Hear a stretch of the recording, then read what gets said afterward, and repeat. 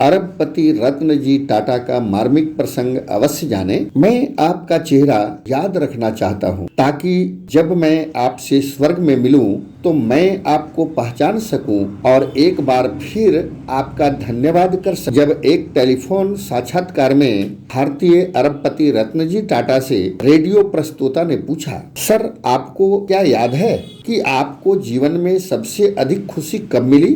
रत्न जी टाटा ने कहा, मैं जीवन में खुशी के 4 चरणों से गुजरा हूँ और आखिरकार मुझे सच्चे सुख का अर्थ समझ में आया।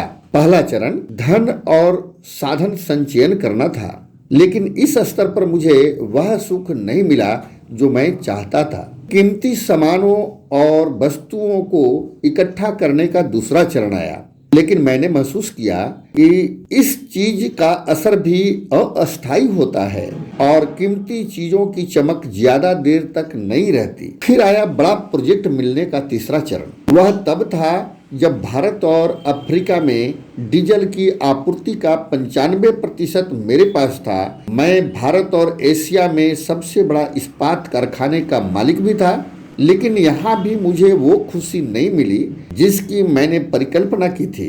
और चौथा चरण वह समय था जब मेरे एक मित्र ने मुझे कुछ विकलांग बच्चों के लिए व्हील चेयर खरीदने के लिए कहा। लगभग 200 बच्चे थे। दोस्त के कहने पर मैंने तुरंत व्हील चेयर खरीद ली, लेकिन दोस्त ने जिद की कि मैं उसे साथ जाऊं और बच्चे को व्हील चेयर सौंप दूं। मैं तैयार होकर उसके साथ चल दिया। वहां मैंने इन बच्चों को अपने हाथों से ये व्हील चेयर दी। मैंने इन बच्चों के चेहरों पर खुशियों की अजीब सी चमक देखी। मैंने उन सभी को व्हील चेयर पर बैठे घूमते और मस्ती करते देखा। यह ऐसा था जैसे कि किसी पिकनिक स्पॉट पर पहुंच गए हो जहां वे बड़े उपहार जीतकर शेयर कर रहे हों।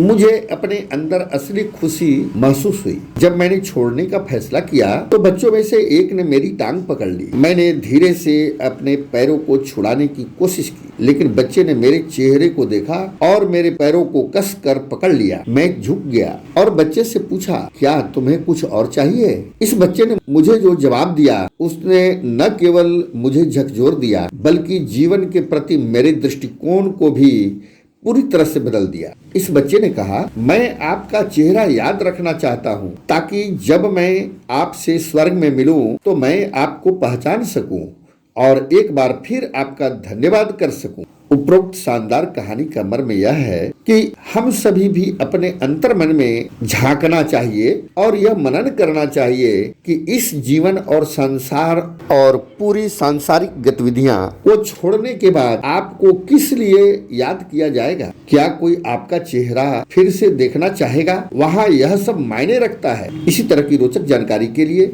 हिंदी प्रेमी यूट्यूब चैनल को सब्सक्राइब, लाइक एवं वीडियोज को पूर्ण रूप से देखकर कमेंट शेयर अवश्य करें। हिंदी प्रेमी चैनल की तरफ से बहुत बहुत धन्यवाद, आभार।